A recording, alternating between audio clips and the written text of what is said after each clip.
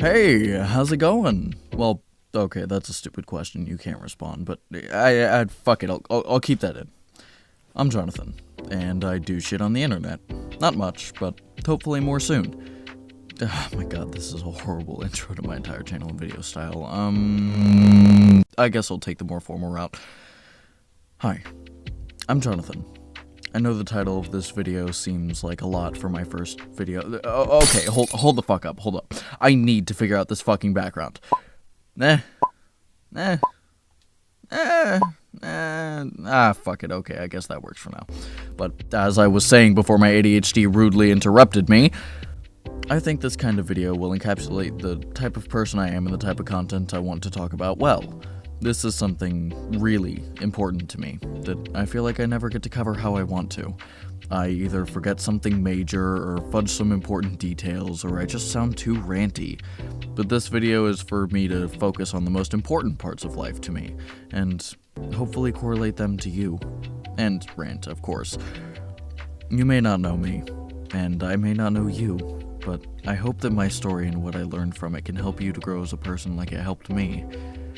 These are my personal experiences, so it's not going to be a cure-all of any kind. But maybe you'll find some similarities between us, or maybe my advice will be helpful. Or maybe this will all just be a complete fucking waste of your time, so without further ado, let's begin. I want to start with something simple. A flower. I know it sounds generic and like I'm about to go on a whole spiel about how beautiful the earth is, but no.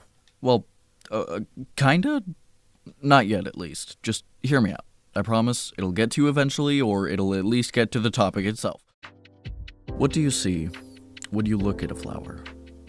Or even when you smell one? Vibrantly colored petals, a gentle but pleasant smell, a thin green stem. Right? But there is so much more. Those petals aren't just bright and colorful because why not? They're bright so they can attract things like bees and butterflies and other pollinators to spread their seed. Those petals need to be bright, what we generally consider as beautiful in nature, to survive. But not for us. They seem vibrant and beautiful to us, but we just get to appreciate some of it. They are so much more beautiful to the pollinators. But not just that, the pleasant smell is there for the same reason. They couldn't spread their seed on their own very efficiently, so they got help from their surroundings and then got better at getting help from their surroundings. It's more complicated than that, but there are enough half-assed science lessons in this, so we'll skip over that. They evolved with their surroundings to survive. Kinda like us having friends or pets for our emotional health so that we can go on to live longer lives and have a higher chance of making a family of our own. But many just see the pretty colors and say it's a pretty flower. When I look at a flower, I see a physically weak, yet incredibly resilient and intuitive beauty. Too preachy and basic for you? Well, then let's look at something simpler to understand through relation. A toy. What is a toy? A hunk of plastic or metal that we play with when we're little? Maybe for you, it's something that brings back fond memories of a time when things were easy and all you had to worry about was whether dinner would taste good or not and what show was coming on next on TV. But, again, there's so much more to it. Have you ever stopped to think about why a toy might bring back happy memories? Aside from the obvious, of course. Happy memories with no responsibility and all that, but really think about it. Why did that toy make you so happy in the first place? Was it like an imaginary friend for you? Maybe something to pass the time because it was the only thing that wasn't boring. Or maybe it was a fun character from a form of media you enjoyed, like movies, shows, or comics. For me, it was all of these. And that's where I would like to start our journey, through appreciating life and all the bullshittery that comes along with it.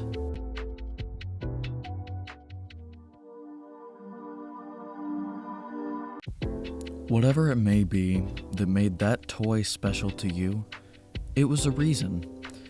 A reason to be happy in a world where we had and knew so little. As time goes on, and as we age, it becomes harder and harder to appreciate the world because there's just so much unnecessary pain in it. Even as a child, there was that creeping feeling of impending doom.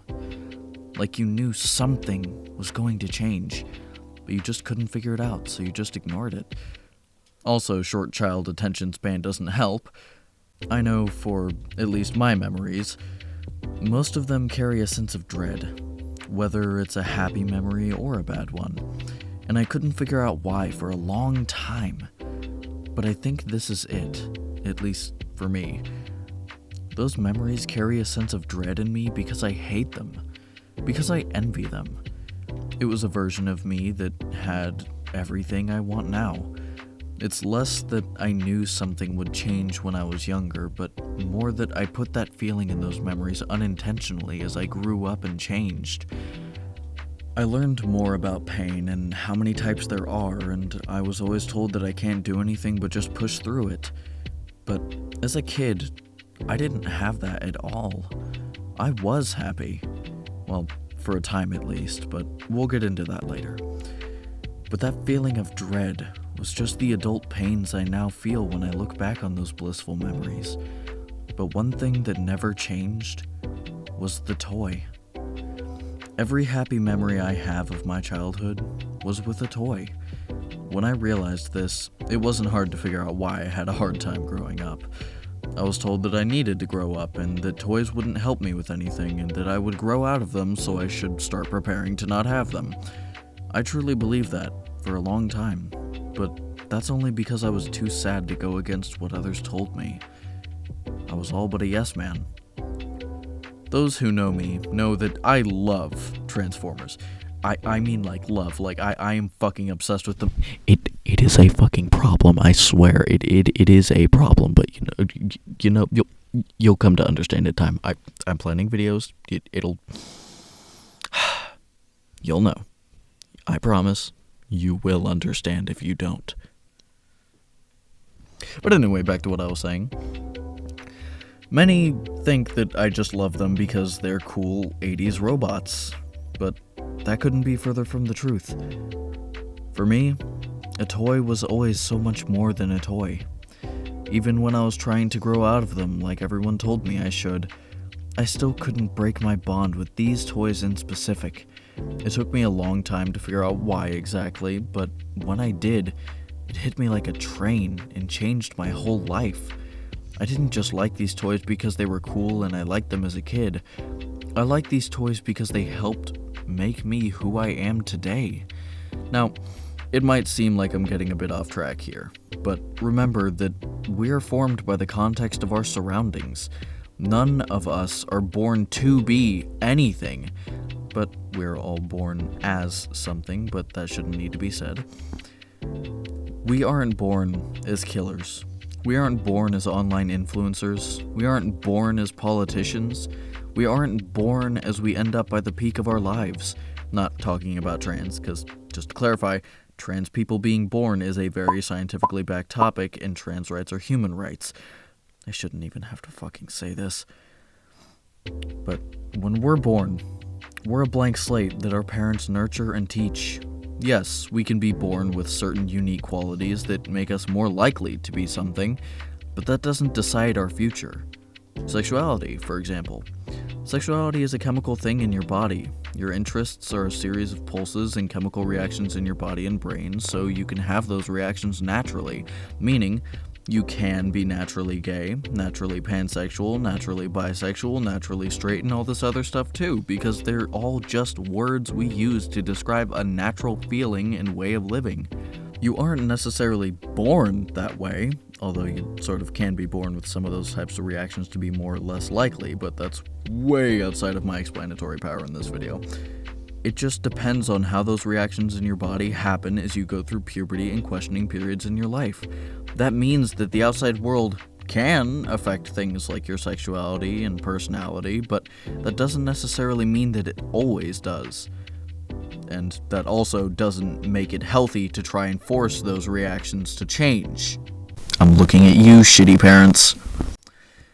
But what influences that and other character building traits the greatest is how we're raised. Side note, please look into this more because it is so much more complex and interesting than I'm putting it, and I would never be able to do it justice through explanation. Like maybe this video. The values we hold closest and the things we hate most are decided by our experiences in the outside world. Someone might be a bully because they're strong and don't know what it's like to be the little guy. Maybe they get bullied elsewhere, so they think of life as a sort of test or one-up game. Whatever you may be, something or many somethings happened in your life that made you who you are. But the most important and character-defining things for you often happen in the earliest years of your life. For me, those toys being so dear to me and to others trying to get me to let go of them was defining. And I know I'm not alone on that. My dad was 10 years old in 1984. That was the year that the original Transformers show began airing, along with the release of the comics and toys. My dad liked the show and the toys, along with many other series of the era, like G.I. Joe, He-Man, Starriors, Brave Star, Thundercats, and so on. But something about Transformers stuck with him. The years went on, and he slowly dipped out of Transformers in the latter half of the decade. His box of Transformers was stolen when his house got broken into sometime during his childhood as well, although I'm not sure at what point. Blame my bad memory on that one. But anyway, in the early 2000s, he stumbled back into Transformers. He found a few here and there that reminded him of his childhood, so he grabbed them. I don't really remember why, but why am I telling you this? What does my dad's normal-sounding story of liking something as a kid and then getting back into it later on in life have to do with anything? Well, everything. Because just a few years later, I was born in March of 2006. The year after, in 2007, the first live-action Transformers movie would release. For my dad, it was a chance to introduce me to something he had loved as a kid. Now, it still sounds like I'm just rambling on about a story my dad told me, and you're probably thinking, John, just get to the fucking point. I get it. Your dad liked Transformers. Get on with it already. All right. The point is that the story would be the catalyst for me appreciating the beauty of humanity and the world as a whole. I can't think of a good transition for this, so... My dad took me to see the movie in theaters in hopes that I would grow the same bond to Transformers he had when he was a kid. Fucking nailed that transition. Unfortunately, it was directed by Michael Bay.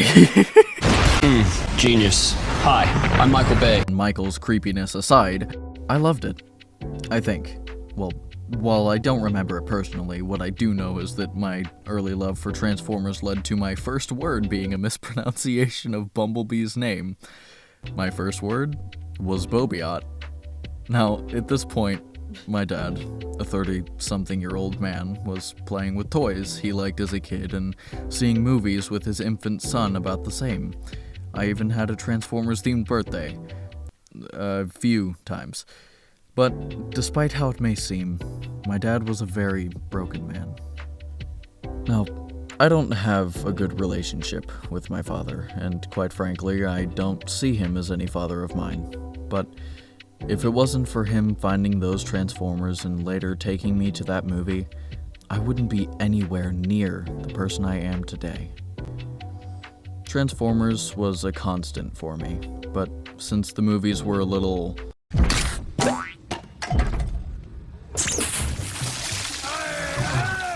Bumblebee, stop lubricating the man. Who's your little Autobot? Oh, you're cute. Name's Wheelie. Yeah, say my name, say my name. Odd. My dad also introduced me to the original cartoon from the 80s, with the 20th anniversary DVD series that I actually still have and cherish to this day. I was amazed. Transformers was everything I wanted, but it didn't take long for things to sour with my dad. Unfortunately, I wouldn't realize how bad he had become until I was around 13 or 14. But These are the early signs I couldn't understand as a kid. He drank a lot and was a smoker. He smoked weed too, but my parents were actually extremely good about keeping that away from me until I was old enough to know. But in those days, my mom had a night job as a waitress, so the few memories I still have of her at that time are her sleeping or being at work. Although the memories are very wishy-washy in many places, so I also have some of my mom being there and stopping my dad from spanking me for various reasons, but much of that stuff is blanked out in my memory, so maybe I'll go more into that in another video when I actually remember some of it, or if I'm ever able to uncover that. This led my dad to feel lonely, and so he went from drinking to being a heavy drinker. Now, my mom isn't to blame for this at all. In fact, she was home a lot more than both of us remember. It's just that the human brain has a habit of remembering the worst things, and so, of course, those memories are very, very faded for both me and my father. My dad couldn't hold a job because he had a bit of a complicated record. He had issues with motivation, and the drinking and smoking only made it worse, but I didn't understand any of that. So, on the many days and nights that my dad would be drinking and smoking in the garage to keep me away from the smoke, thank you, Dad, I would watch Transformers and play with my Transformers. I grew to love the characters, like a second family. Optimus Prime was like the dad I could always trust and look up to when mine wasn't able to be there. From Optimus, I learned to always do the right thing and be gracious to others even when they mess up bad, like when the hothead cliff jumper was convinced Mirage was a traitor, even though Mirage actually just fucked up an infiltration plan and ended up getting mind-controlled by the enemy, so that it would look like he was bad all along.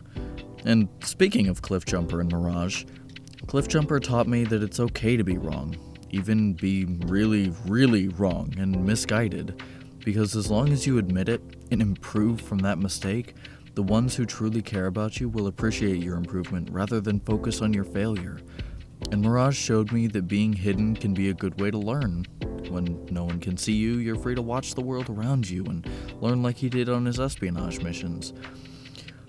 Bumblebee was like the best friend I could always trust, and he taught me to be that friend. There was an episode where Optimus was turned evil and was destroying a human rocket base, and Bumblebee had to confront him. Bumblebee didn't stand a chance, and he was terrified of hurting Optimus or even being killed by Optimus. But he took the chance. He held off Optimus long enough for the uninfected Autobots to shoot Optimus with the cure to his virus. And even though he had to get rough with Optimus, Optimus came to his senses and immediately gave B a big hug. That's what really showed me what a friend was supposed to be like. But Bumblebee wouldn't have been able to help save Optimus if it wasn't for the Autobot mechanics. Wheeljack, Sparkplug, and Ratchet were awesome, but Wheeljack stood out among the rest. He was goofy, incredibly smart, and was always making these wacky inventions that would always backfire or blow up in his face somehow. Not to mention, his voice was fucking awesome. Probably. But what made him truly special was his creativity.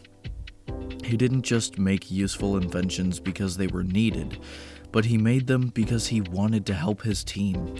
Every invention he made had one thing in common, and it was that every single one was made up to help someone somehow, even if it always messed up somehow. He would just keep trying and trying and trying just for the sake of helping the ones he cared about. Whether it be an immobilizing beam that could stop the Decepticons without hurting them, or a frequency disruptor to stop mind-controlled humans from destroying themselves. He always seemed to have fun with what he was making. He didn't just help others because he was one of the good guys, he helped others because he genuinely loved it. And through that common desire to help others and each other, the Autobots as a whole taught me what a loving family is really like, and even that you can choose your own family of sorts. There are so many other amazing Autobots, but this video would go on forever if I named every single one I liked and why I liked them. It would also just be a Transformers video, but that's happening another time. But those are the main bots, and some of the values that they showed me that stuck with me as a kid. And as for the bad guys of the show, the Decepticons, I actually learned a lot of good from them too. Megatron was cunning and cruel, but always had one fatal flaw in his plans, and it was normally because he was far too eager to claim victory or power and didn't consider many of the consequences. But that's not all. Starscream, his bitchy second-in-command, was conniving and always plotting to kill Megatron and take his place as the leader of the Decepticons. But he also failed every time because of his eagerness and ill-thought plans. It was the same result from two polar opposite people, a grizzled and very experienced war veteran bent on supremacy, and a cocky, annoying teenage-like flyer that just wants to be in charge, always made the same mistakes somehow. And that showed me the reality of flawed personalities. But that was only the start of the rabbit hole between those two. There are many other Decepticons I love and relate to, but Starscream has always been my go-to because I resonate with him so much. Starscream is by far my favorite Transformers character ever. When you look deeper into his personality and the realistic causes of his most prominent and consistent traits from his variations over the decades, you see a sad and broken soul that just wanted to be acknowledged and appreciated. He was originally a humble scientist that lost his best and only friend on an expedition on a foreign planet, and he never recovered from that loss. In his pain, he found Megatron, a strong and confident leader that has lost more than Starscream had ever had. Starscream looked up to him and became attached in a twisted and sick kind of way. His loyalty to Megatron would shift as he realized how little Megatron really cared about anyone, especially him. At this point, he hadn't just lost everyone he had ever cared for, but he was betrayed at heart by the one he considered his role model. Yet he still had nowhere else to go. The Decepticons and Megatron was all he had left. At that point, the war was raging on uncontrollably, energy and supplies were starting to run out, and he was one of the Autobots most wanted because of his close position to Megatron. He never had anyone or anywhere else, so he stayed with Megatron, hoping to one day take his place or earn his respect so that he may feel important and unbroken as he once did in the days before the war. Now, you may notice that I talked a lot about Starscream, way more than anyone else, and that's because he's a lot like me when you look at it that way. I'm Starscream, and my dad is Megatron, in our geeky as fuck antagonistic relationship. I trusted and loved my dad for a long time. He taught me how to be good with my words, he taught me to be strong and never give up, and he taught me to always know what I'm doing, much like the things Starscream saw in Megatron. But like their relationship, over time I started to realize how bad my dad really was. I started to see how he only wanted to be right and wanted to vicariously live through me. He didn't always do it intentionally, but he did it without considering what he was really doing in those times where he could be given the benefit of the doubt, which had the same effect nonetheless. This is one of the many strong bonds I have to Transformers. As I've grown up, I've learned to understand Starscream's pain more, so it feels kind of like we've grown together in a way. Or like he's what would have happened if I stayed in my dad's shadow. Now, around the time I started questioning my dad, my mom left him and moved us to a new town, where I live right now at the time of writing. That meant I had to go to a new school. I didn't know she was going to move us, I didn't know anything. But then it happened. I wasn't ready, but she didn't have a choice. My dad had already shown his worst to my mom, and she couldn't take it anymore. I was angry with her at the time, but I know now that we wouldn't have survived if she hadn't done that. My dad would have driven us mad before I could start my life, and I probably would have been successful in one of my suicide attempts. But whoa, you say. What the hell is even happening? The title of this video says it's gonna tell me why life is worth living, and you're just talking about your childhood. Don't worry, I'm getting there. I know this is really drawn out, but I promise there's a reason. Just stick with me. Anyway, when I went to this new school, everyone hated me. One of the friends I made there that I still have to this day remembers one event that I feel summed up my time there perfectly. This was in 3rd grade. The teacher asked a question, and I knew the answer. This was somewhere in my first week of being there. I didn't know much, but I wanted to show that I knew this one thing. And so, I really sucked at raising my hand, so of course, I just blurted out the answer. The problem was, out of the 26 kids in that class, 22 of them told me to shut up at the exact same time. The other 4 were the ones that would become my closest friends for years to come. I don't remember if I got the answer right, but I remember sinking into my seat in humiliation. That's what school would continue to be like. For years. Up until late middle school, actually. But there isn't many important things as far as this video goes in that time span. I know you're probably still confused, but this is where it comes back together. Throughout all of this, all my pain, all my loss, all my humiliation, no matter what happened, I always had Transformers. I always had my toy. There's so much more to say and so many more stories to tell, but these are a few, really there are so many more, of the biggest stories that just go to show that a toy can be more than just a toy. To a child, a toy can be a friend, a family member, or even their entire personality. When we look back on our childhoods and think back to when everything started hurting the most, I feel that the majority of us would feel the same sentiment. It was when we stopped playing with our toys. Whether we didn't have time or, like me, you just tried to pull away from it because it made you feel immature, we truly start to feel the real world hit when we can't have that simple fun anymore. When everything becomes overbearing and we start having to live life like an adult. There's so much more to it. Both for me and I'm sure for you as well. So many more specifics that don't exactly line up, but that's the gist. Being childish isn't just being immature. Being childish is being able to have that simple fun and relate that easily to a work of fiction. After all, a lot of fiction is made in place of the life that creators actually want, or that fiction is made as a representation of the life that the creators hate, or maybe love.